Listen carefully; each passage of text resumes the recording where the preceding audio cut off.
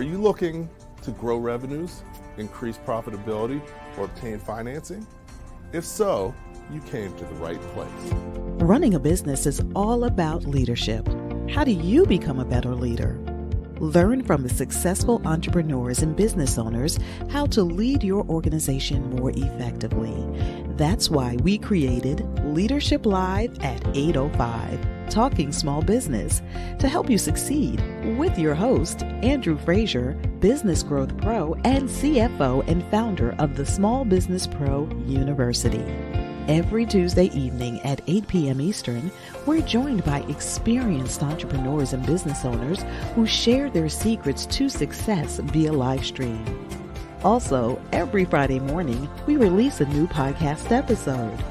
Either way, you will learn about developing your business leadership skills from our roster of highly performing guest experts.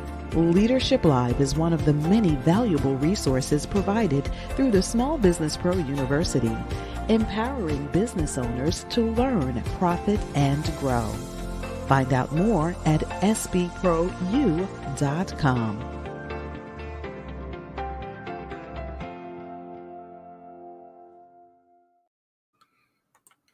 Good evening and welcome to Leadership Live at 8:05 Talking Small Business. It's your host, Andrew Frazier. Excited to be back with you once again.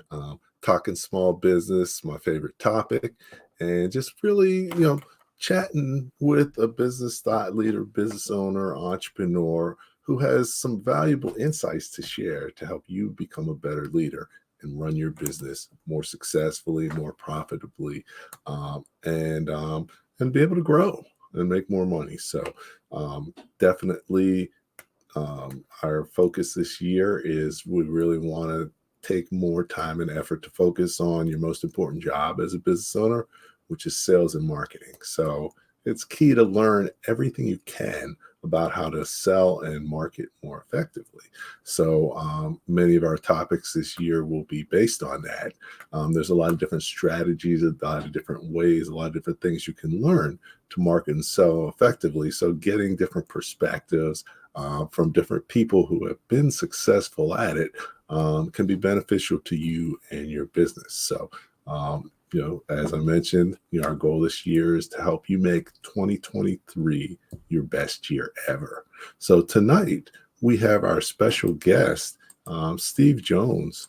Known Steve for many years, and he's going to talk about using digital strategies to increase market share. But we're going to talk about not just that, but some other key things that can help you as a business owner. Steve's done some pretty cool stuff, and look forward to letting you know more about it and having him share more about it as well. So, hey, Steve, how you doing this evening? Mr. Frazier, thank you for having me on your show. Doing well. All right, glad I could nail you down. I know how busy you are and all these great things that you're doing. So definitely thanks for taking the time out to join me this evening. No, absolutely.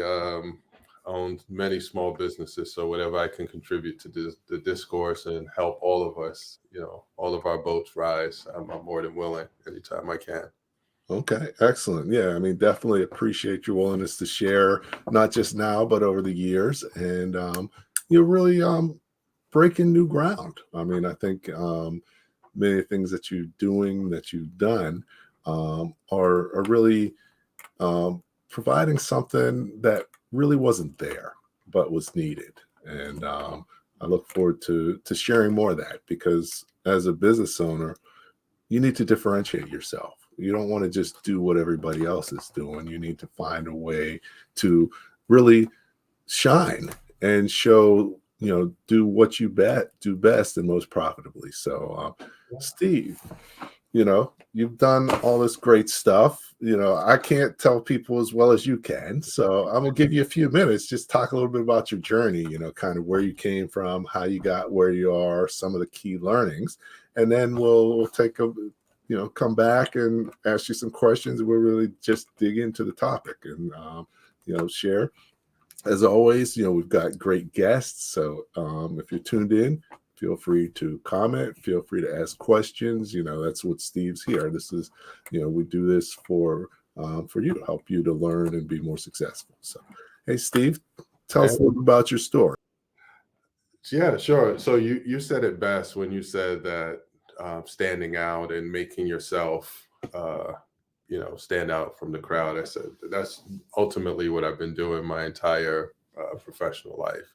Um, so if I flash back, many years ago, um, I'm born a creative, a technology guy. I'm naturally curious, intellectually curious. So I've always been in a position where people come to me to help them figure things out, and I've always been in a position where I'm creating things. So I've done everything from I ran a music recording studio, a record label.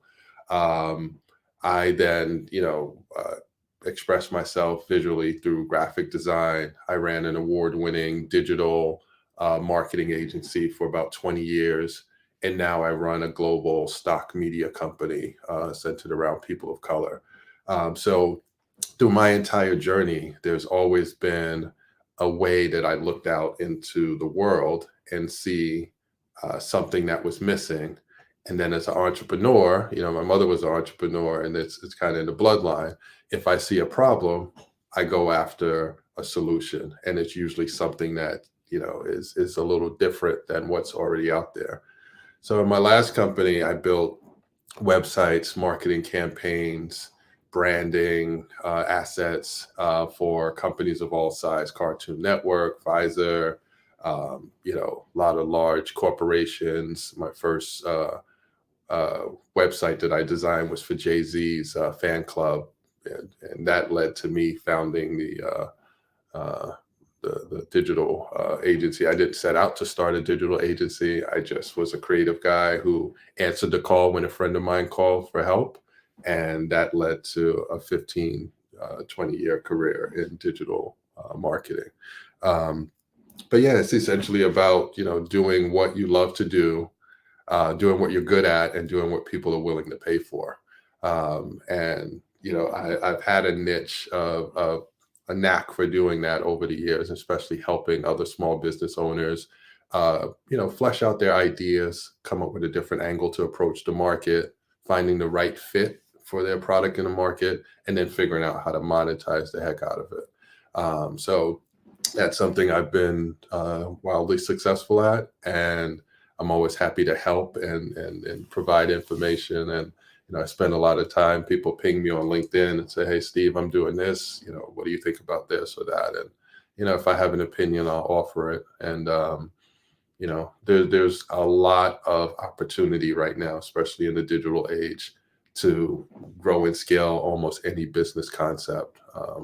So yeah, that's me for the most part. Okay, excellent. So yeah, actually, I didn't know you had a recording studio and a record label. So Yeah. Yeah, yeah.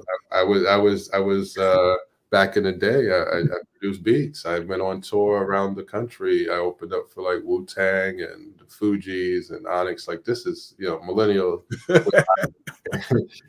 and Gen Z probably wouldn't know who some of these folks are, but Okay. I was out when Snoop was first coming out. Like that around that time is when we were out. So just for Okay. time period context, but yeah. All right. Well, I still have my mixer in the closet.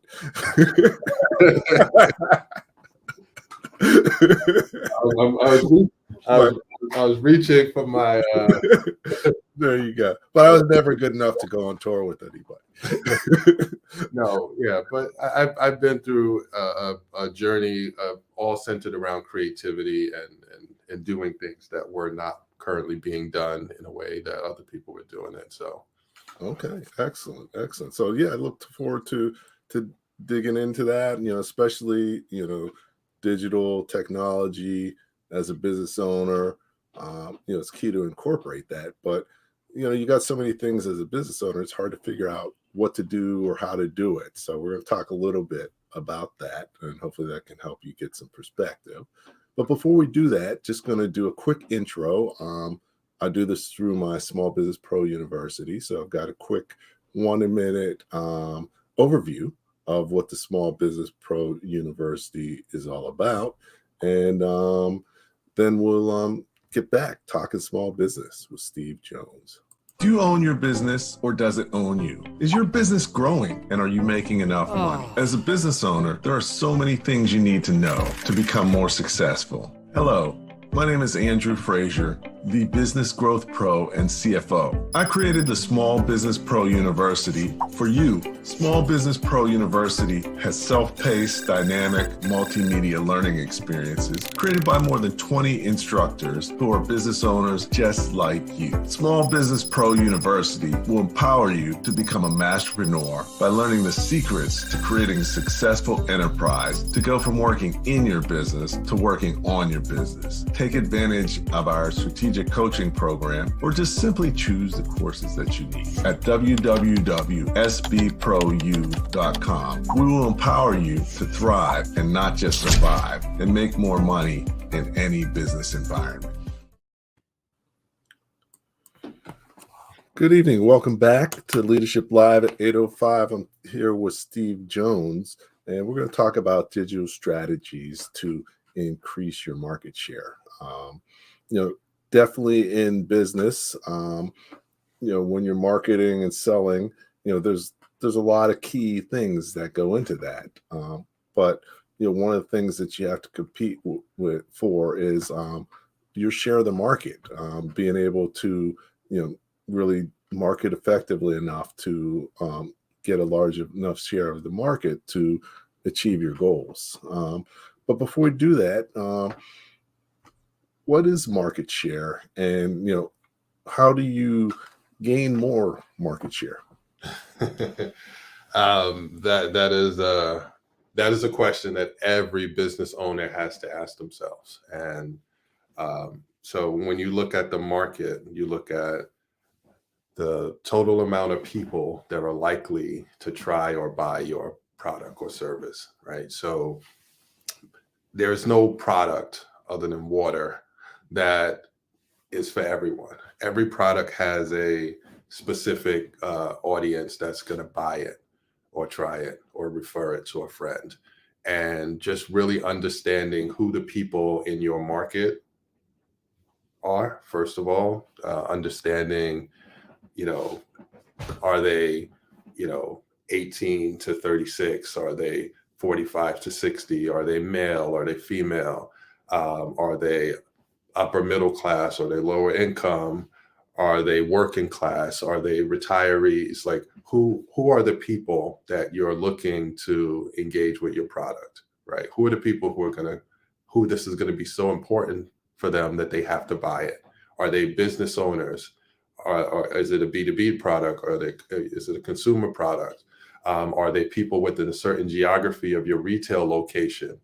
Whatever that combination of traits are, that's how you determine who's in your market, how many people you're going to reach.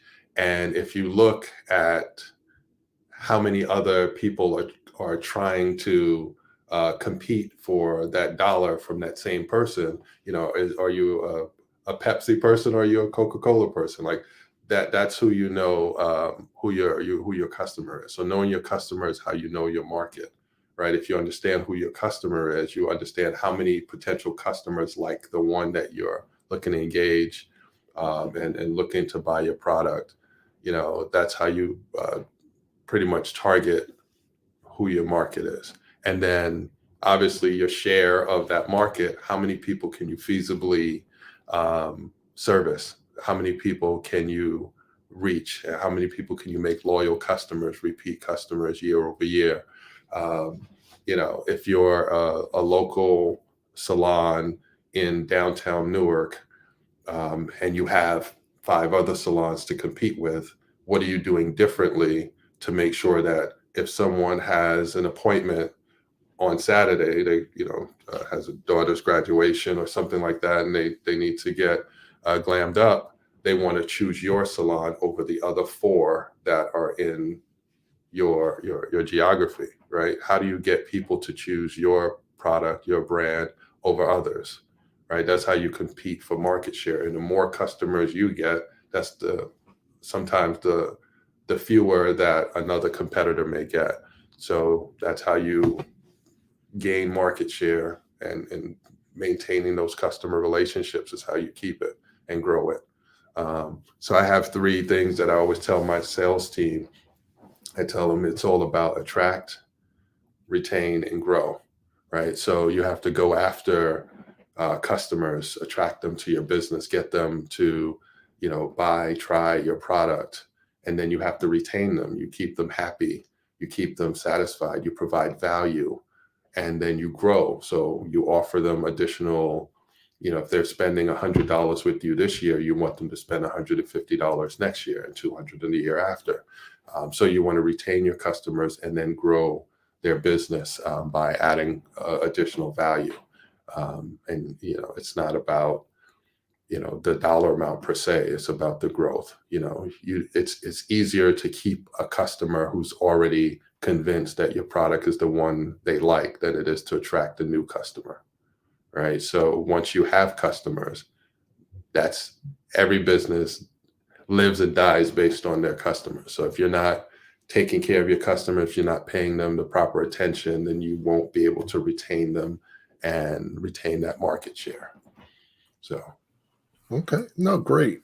So you covered a lot of stuff. So I'm just going to break it down a little bit, if that's all right. But, I think your definition of the market is great because you've got the overall market, which is the people who potentially use the product or service that you offer.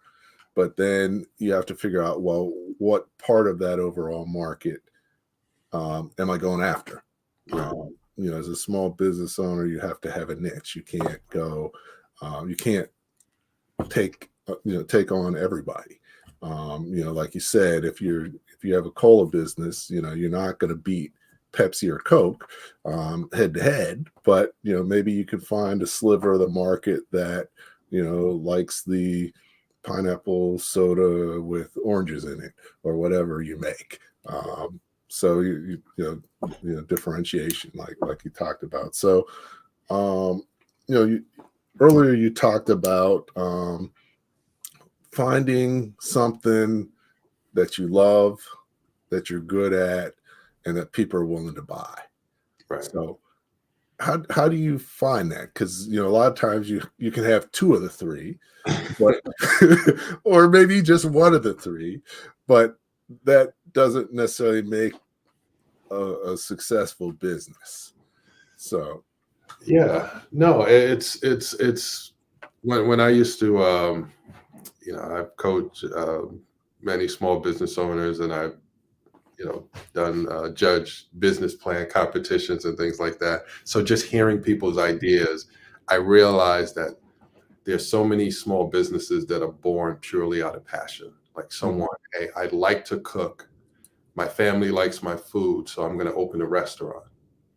They get a restaurant open and realize the restaurant is more than just cooking, right? You have to understand order management. You have to understand, inventory levels, so you're not throwing out food that goes bad because you ordered too much, or turning away customers because you didn't order enough, or managing the wait staff and all of the inspections. And then a portion of the time you may or may not get to cook, right? So that's a case where you're not getting all three of those things checked off, right?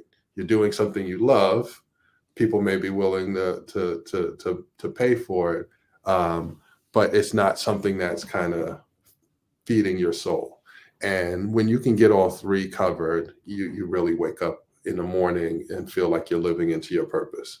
And there's no amount of hours that you won't pour into your work if you're doing something you're really passionate about, that people really love, and it's profitable, right? But yeah, it's sometimes it's about vetting the idea. Like I hear a lot of ideas. I'm Steve, the idea guy. So I have tons of ideas, but I also am able to hear other people's ideas and let them know, is that a unique idea as you think it is, or you just didn't do enough market research to understand that it's been done 10 times the same way before. But yeah, sometimes it's about that, finding the right way to express your idea. A few years ago, for example, I was judging a business plan competition, and someone wanted to open a salon. And I'm thinking the world does not need another salon, right? And, no disrespect to anyone. I said, the world does not need another salon. And she said, oh, no, I'm good at hair, blah, blah, blah. I'm saying, yeah. I said, have you thought about taking your salon mobile? Like providing a concierge service where you pull up in your salon, and instead of people going to the salon, you bring the salon to the person. This was like 10, 15 years ago.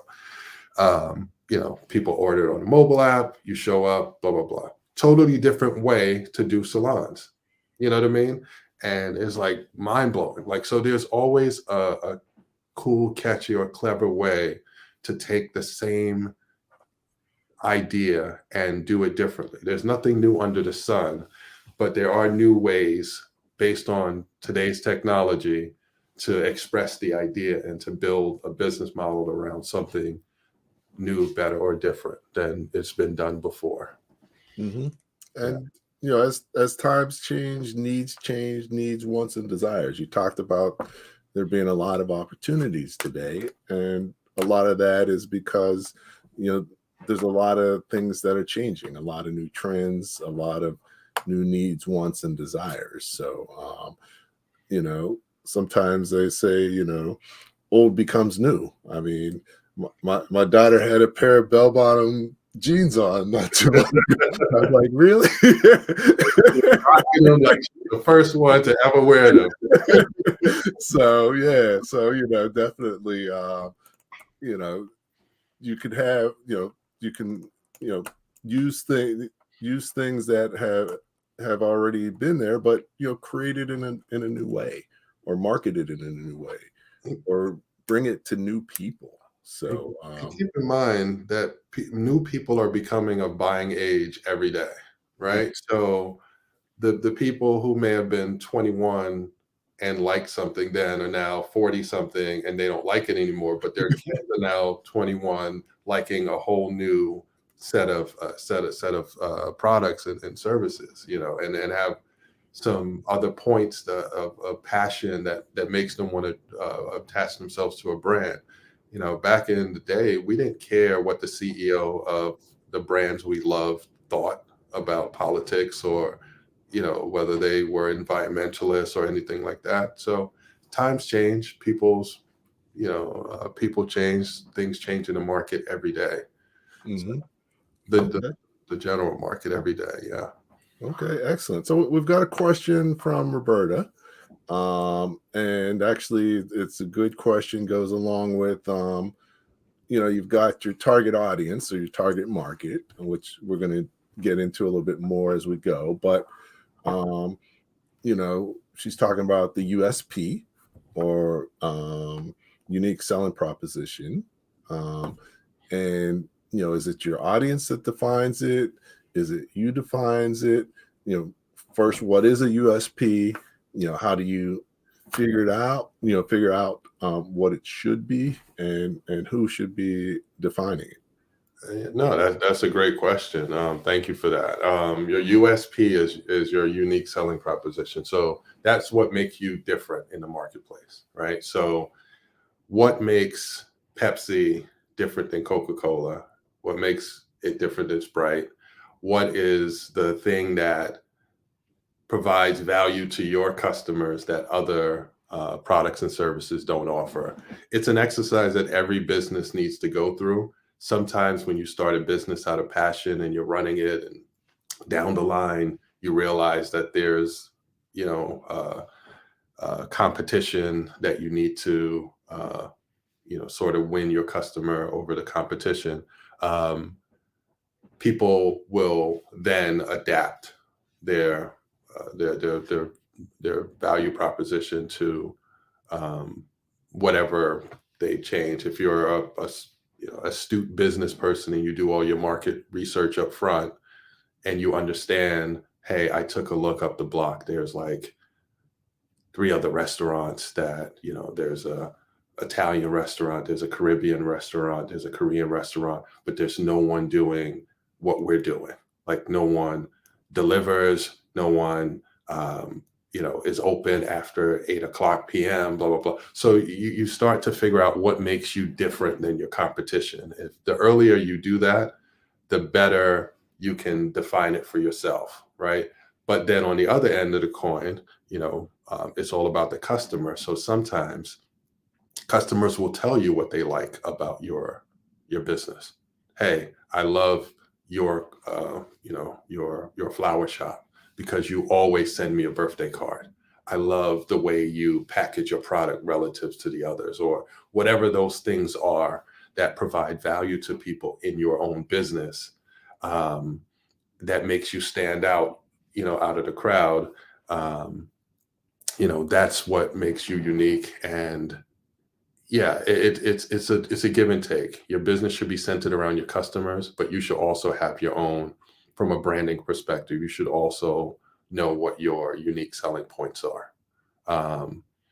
You should always know that. You should, because when you go after customers, it should be in your marketing. It should be in your pitch. If you have a business that you go out pitch for business, it should be in your pitch. This is what we do differently than other people. People don't just know what makes you different just by looking at your business, right? They have to interact with you as the business leader. They have to see it in how timely you deliver on products. How do you keep your word? The professionalism that you exhibit. All of those things start to, help define what your brand images. So look at it. I want to get into my branding class. It's been years since I taught it, but your brand identity are the things that you create yourself about your business, your logo, your colors, your font, the name, all of those things. Then the brand image is what people receive and how they process it, right? This is how the external people who are not part of your company see it. That's part of how you define your unique selling position. You create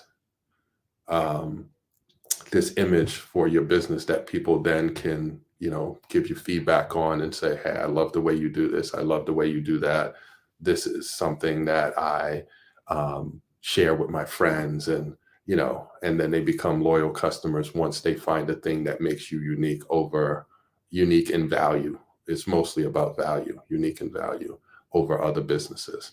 Right? Are you faster? Do you deliver faster? Are you open on Sundays? It was a period of time where Amazon was the only retailer that was delivering on Sundays. That was a unique value. You need something on the weekends. Most of the times you would have to wait till Monday to get it. Amazon was delivering on Sundays. So doing those things that are different than your competition is everything. That makes all the difference in the world. Okay, excellent. So yeah, I mean, definitely you got your unique selling proposition. So you sort of talked about how it can be a give or take between you and your market. And it basically leads your brand. And it really sort of is a big piece of your brand. So very important to communicate that everywhere that you're communicating. Yeah. And if you're clear on it, then it shows up in your marketing. It shows up in everything, how you express your brand. It shows up all the time. Yeah. When you're clear. And everything in business evolves. So at one point your USP may be different from another point. Right. And you should always be learning and taking feedback from the market. Absolutely. Because think about it.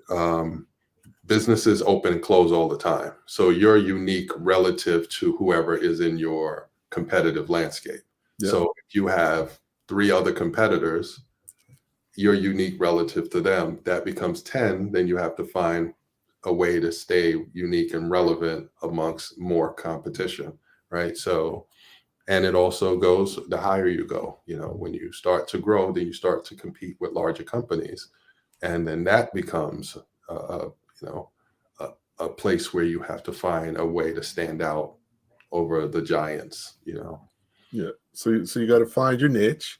One way I help people figure out, what their USP is say, I want 3 bullets. Tell me 3 reasons why someone should buy from you rather than someone else. Absolutely. And that can get you thinking. That's a good way to get pull out what may be the USP that's right. You still got to market test it because you're not your target market, and they might buy from you for a different reason than you think they might buy from you. Right. So, And as long as you approach your USP from the customer side, I think Mhm. you'll have an honest assessment of your business. Yep. And I'd say ask your customers.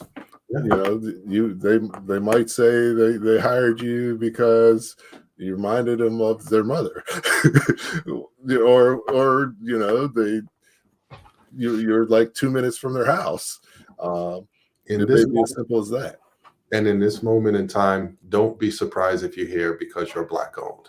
That is a unique selling point in some ways as well, because there's a lot of Black owned businesses who have not historically been as competitive as we are today. So sometimes people are looking to find a good business that's also, owned by a diverse group that they're attached to. Yes, definitely, definitely. It is a little different now. It's not perfect, but I think that it's an opportunity to get more exposure and grow your business if you take advantage of it. So definitely great points. Um, I've got a question from Mark Jenkins, but also we're about halfway through, so I want to have a quick video to show you.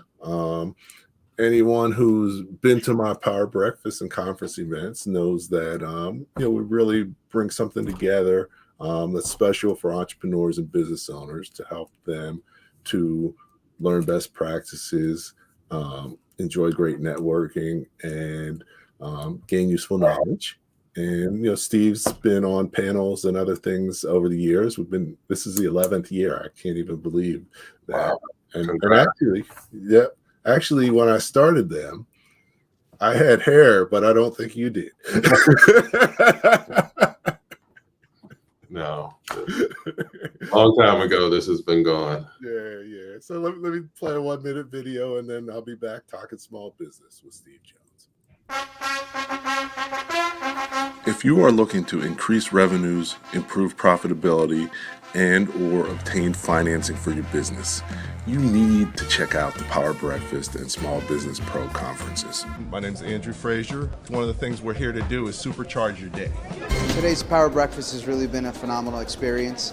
I think it's exactly what business owners need, some true guidance of people who are genuine and really are leading them in the true direction of business growth and expansion. The Power Breakfast is so important for the entrepreneurial community because it gives the various business people who come together an opportunity to interact and also do some business. These events, hosted by Andrew Frazier, President and COO of Small Business Like a Pro, will supercharge your day.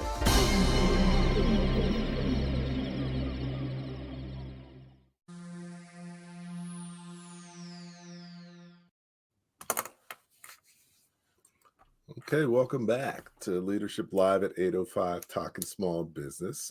Here with Steve Jones and talking about digital marketing strategies and ways to increase your market share. Definitely great points and conversations, and appreciate the questions from the audience. Thanks, Roberta, for your question, and thanks for your great answer and response to that. We also got a question from Mark Anthony Jenkins. He's doing some great things with Black Expo USA. And, his question is about, what resources are needed to effectively implement digital strategies to increase your market share. That is a business specific question. So that's something we probably would want to talk directly, but in a general sense, it's either going to take time or it's going to take money.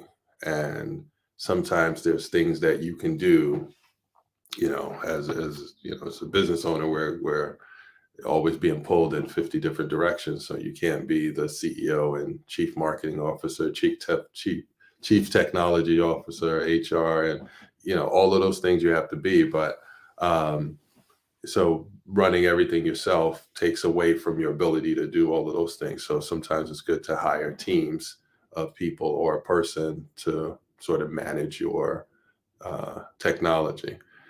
In general, a lot of companies will spend anywhere between 10 and 20% of their annual spend on marketing, sometimes more. Um, and depend on your business and what your what your overall reach is. That'll dictate the budget. So for instance, if you think about using digital technology, so that would be social media, email, it would be display ads, using SEO and showing up in search engines when people are on Google and others searching for products like yours. Those budgets you get to set yourself. So you can set a $50 budget on Facebook to show your ads. You can set $100 budget per month on Google to show up in search. So instead of showing up on page 10, you can pay to show up on page 1 when people are searching. And if your business relies on things like event marketing or direct mail, sending things to people's homes, then that becomes a different, way of costing out what those things are. Some people will use TV ads, some people will shoot videos. It's very effective these days to use influencers, like people who already have large audiences that you want to reach. And paying them to promote your brand for you.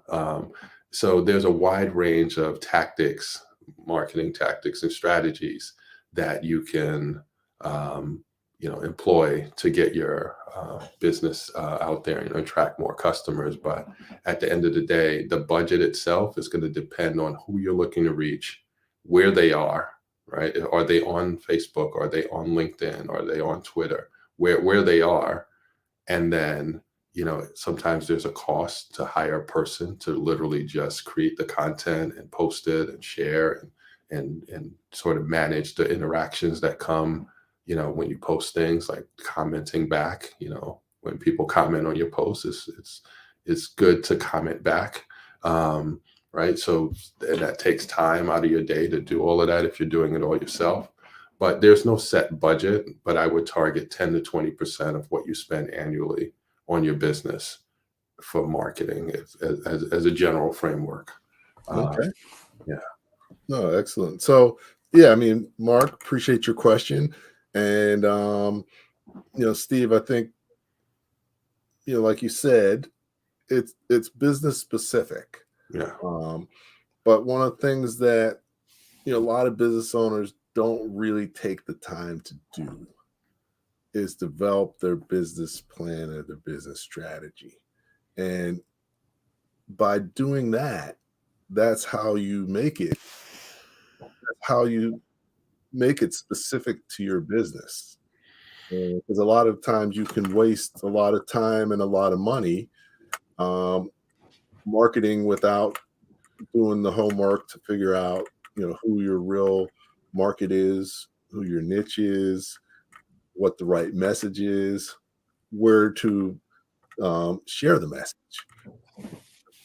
Yeah, I mean, it's because like I said, I don't say it disparagingly when I say a lot of people start businesses purely out of passion. Like they like doing something, so they start a business around it. I'm not, I've done that. I'm passionate about every business that I've started, but I always started with research.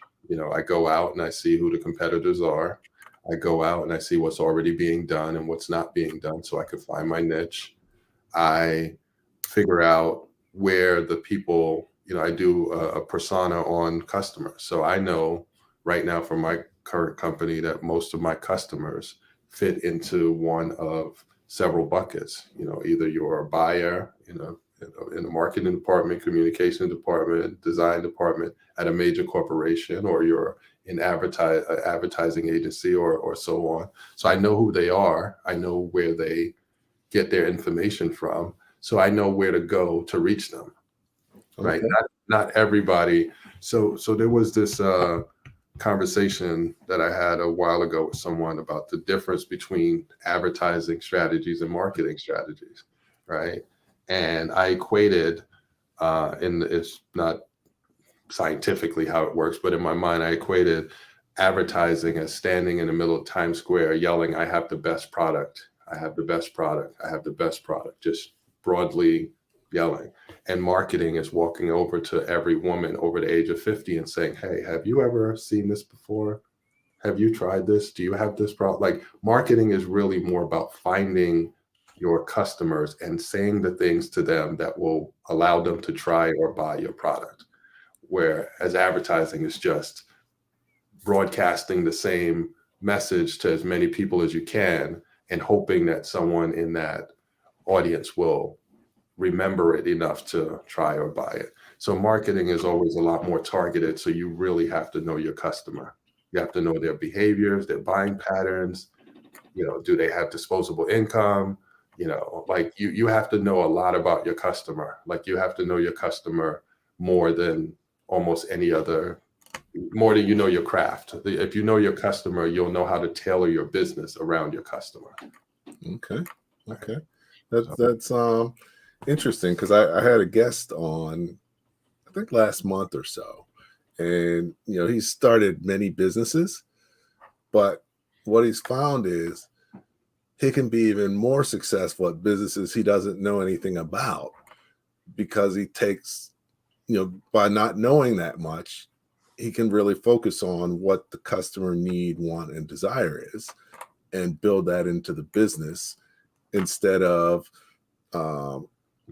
trying to create something that you want them to buy.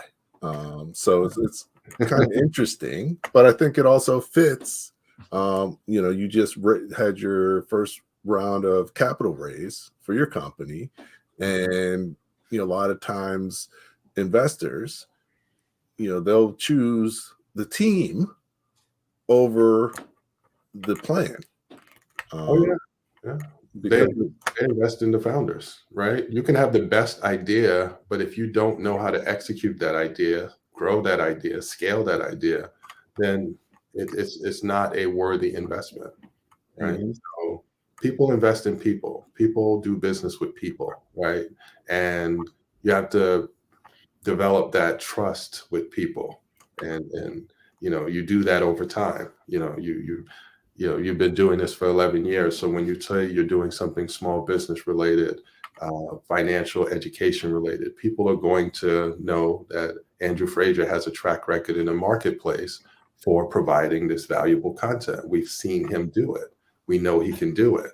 So if you say, "I'm going to start, the university," it's like, okay, that makes sense. He has all of this knowledge. Boom, boom. So that's how you kind of build that social trust, where people know who you are, they trust who you are, and whether it's an investor, whether it's a customer, once you have that social capital, you can then start to use it to grow and scale your business. We used it to do a round of funding. We raised almost $1 million in our seed round. It's possibly going to double shortly, and it's not because we have a good business idea, but people invest in us because they trust that we're going to execute on the idea. Well, I would say you have both, whereas other people might have one. Because but if they know what you're doing, and understand that things change and you have to evolve, and that you're the type of person that can do that successfully, because I'm sure with your business, it's not what you thought it was going to be originally. There was a lot of learnings. Yeah, mistakes were made. There was a lot of learnings. But that's where, like you said, that's where having the team comes in, right? So we know that we went into this knowing, hey, we know 60% of what we need to know today going in. We did our research, we talked to people in the industry, we did some sleuthing and some investigating and a lot of research, right? So we knew that we knew something, but we also knew there's this whole world of things we don't know, right? So we had contingencies. So when this new information comes in, we had a framework that was scalable, that was flexible, that could adapt based on new information. There's been tons of new information at pocstock. It's been 3 years, a little over 3 years of doing the business. We learned a tremendous amount that we did not know when we started the business. But the business didn't shake, it didn't fall apart. There was nothing earth-shattering that we discovered that we were prepared to handle as of today. Tomorrow, could happen. Yeah. But today, we were prepared enough and visibly prepared enough to handle whatever came. So Okay. Cool. So, we're talking a little about market research, and I think that's one of the most neglected areas in business planning. But it's one of the most important areas in building a successful business. And it may seem like, you're going slow because you're wasting time, thinking about stuff or whatever, and you're not doing anything. But, it can prove to save you a lot of time and money and help you be more successful, easier, and faster. But, you hear the word market research. So what is it? And maybe even explain the market research you did when you were thinking about starting your company, because I think that would be helpful for people. Sure. So market research for me just goes back to what I said earlier, which is understanding your customer, knowing your market, right? And there's different aspects of market research. The one that I am, obviously knowing your customer is one part of market research, knowing how many people are in your market, the size of your market, right? The overall market, right? If you were to do business with every single person possible in your market, your target market, that's the whole market, right? Then you can start to dissect it to say, out of that whole market, how much of it can I take from my company, right?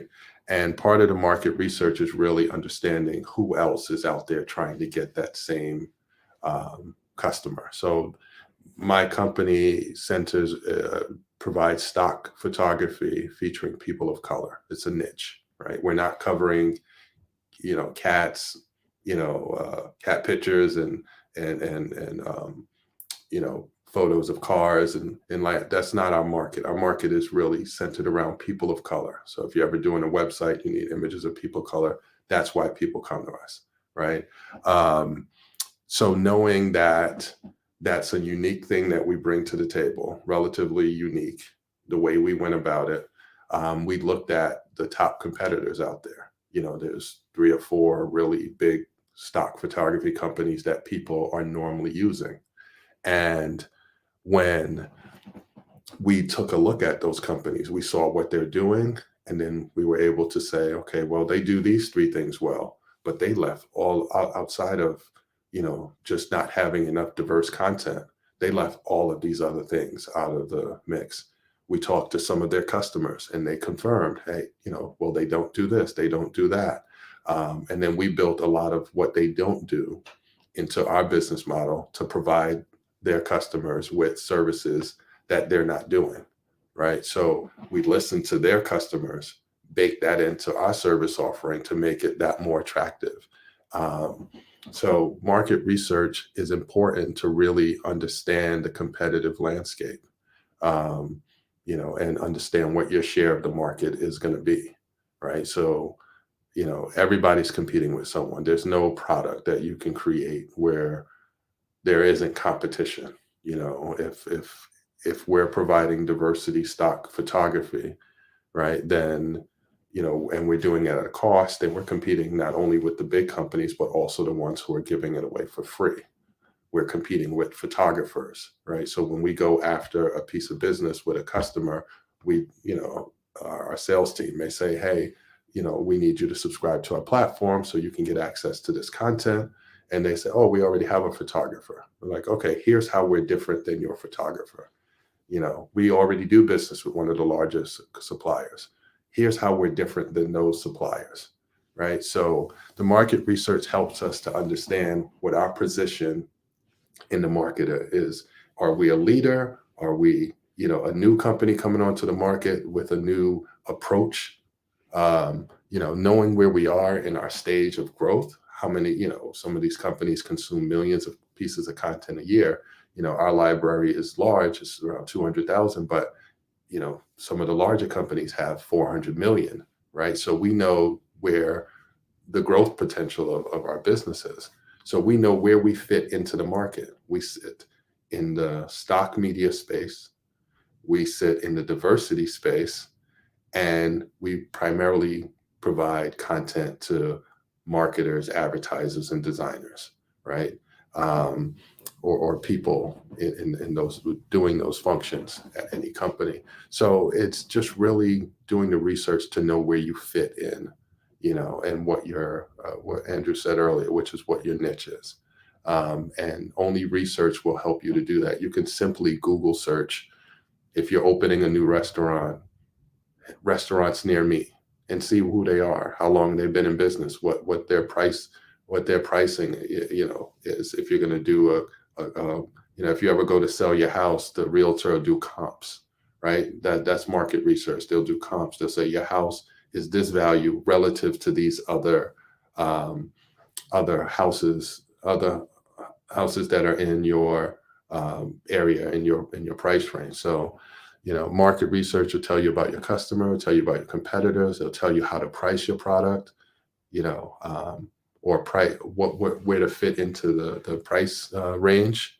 So all of those things are helpful. But yeah, you have to start your business with market research. Even if you have a going business, you need to do market research to see where you fit into the market. So it's really important to do ongoing market research. Ongoing, yeah. We do it all the time, Yep. And you talked about a lot of great ways to do it. And also, you got to ask your market. If you're, making a restaurant that's Chinese and you don't see any Chinese restaurants around, you may want to ask other people, do you eat Chinese food and where do you go? Because if they're in the market, they may be going somewhere, and figure out, okay, well, that's my competition. How can I be different and better? So, so all that, and then when you do that, it's easy to understand your unique selling proposition, because when you figure out your niche, what you supply, you're figuring out who's most likely to buy from you and why and what. So no, I mean, this has been great. I could talk to you for hours about this, and I'm sure you could talk to us for hours, but it is Tuesday evening, and we've got people who tuned in and really good, so don't want to take it too long, but we got a few minutes left.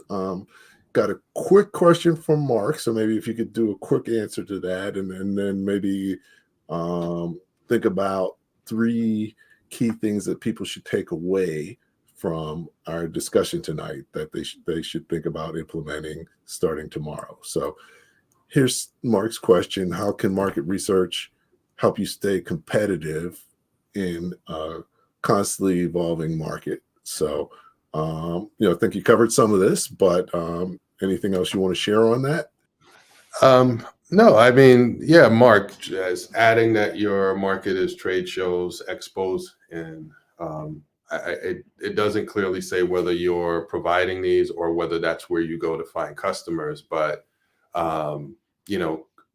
everyone should be doing market research post-COVID, because COVID opened up a whole new wave of digital interactions that just wasn't the case before, right? So everything from live streaming events, everything from, some of the activations post-COVID you go to, the trade shows, the expos are really starting to get more elaborate again, because they know they have to make them really interesting in order to get people to come out and be around people unmasked.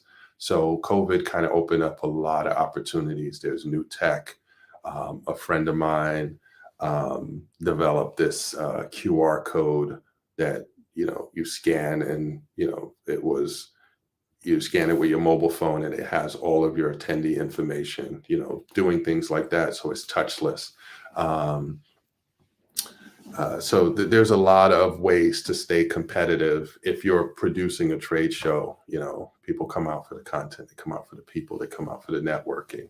So, I've been to tons of trade shows and expos that were less than focused on the people once they got there. It was more focused on getting people there, because that's, people pay to get there. And once they're there, the experience dropped off. So if you deliver a great experience, if you're doing trade shows, there's so many ways to do it. If you want to hit me up on LinkedIn, we can start a dialogue. But yeah, it's, there are a lot of ways, especially post-COVID, a lot of new technology, a lot of new things that people are now getting used to in their trade show experience. So it's evolved, it's evolved. Okay, now that's a great point.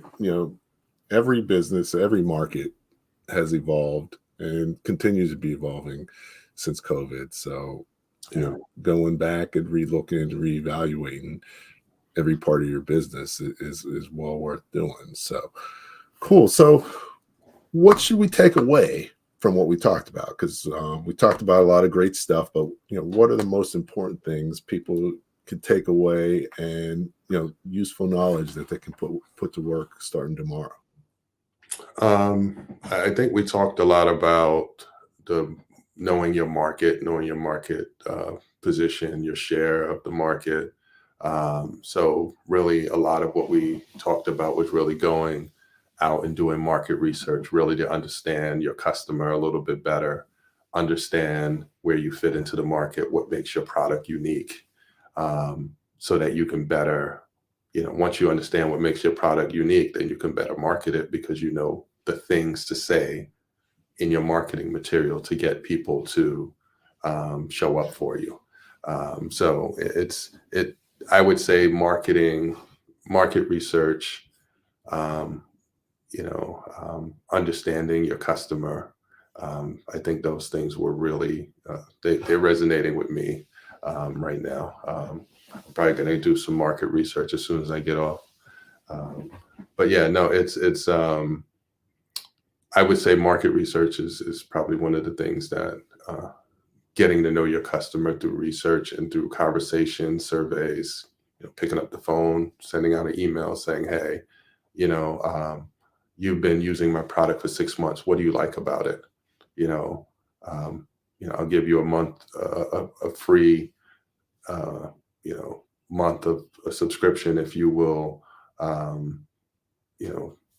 give me some information back about how you like my product or service. Like there's nothing more valuable than customer feedback. Let that shape your business, because it's all about the customer. Okay, cool. Yeah. So it's really about, market research, learning, understanding the market. You said understanding their needs, getting feedback, knowing your customer. And those are all things that, incorporate into planning and strategizing and, developing your business plan. This has been great, Steve. Thank you so much for joining me this evening. Look forward to having you back again and continuing to hear, you did your first round of over $1 million of financing. You're growing your business. You're doing some great stuff. Hopefully I can get on your calendar. In a couple of years, you'll be like, Andrew, who? No, that's not likely. But no, I appreciate the support. I appreciate you having me. And hopefully there was some value that was, that people got out of this conversation, because small businesses are the economic engine of this country. They run on small business. We create the jobs, we create the innovation. And right now, anything we can do to support small businesses is incumbent upon all of us to go out and support your local small businesses. Okay, excellent. Yeah. Well, thank you so much. Hang out, chat with you ever, but I'm just going to close things out today. So, first off, thank you everyone for joining us tonight. Definitely market research, marketing, those strategies are key. So glad we had a great conversation. Thanks for your questions and comments. Next week, we're going to continue on this topic. Actually, our guest is Stan Robinson, and we're going to talk about ChatGPT and how ChatGPT and also other AI technologies can benefit your business. That's a key topic of things that are going on right now. So definitely glad that we'll be able to have Stan on to talk about that as well. Many of you may be familiar or may not be familiar, but I've started launching the Small Business Pro Network. So definitely invite you to join if you haven't. And it's really a business ecosystem. We're creating a place for entrepreneurs to learn, collaborate, and grow. For now, you can join for free. So www.sbpronetwork.com. So during our launch period, we're going to make it free, available to people, and you'll be grandfathered in for free. So recommend you tune in and join the network and get exposed to valuable content, relationships, information, resources for entrepreneurs and business owners. So once again, thanks for joining us this evening. Looking forward to a great week. And at the end of the day, as an entrepreneur and small business owner, the more that you know, the faster your business will grow. Thank you. Thank you for listening to Leadership Live at 8:05, Talking Small Business. Subscribe to our YouTube channel and to the podcast on your favorite podcast platform. Leadership Live is one of the many valuable resources provided through the Small Business Pro University, empowering business owners to learn, profit, and grow. Find out more at sbpro.u.com.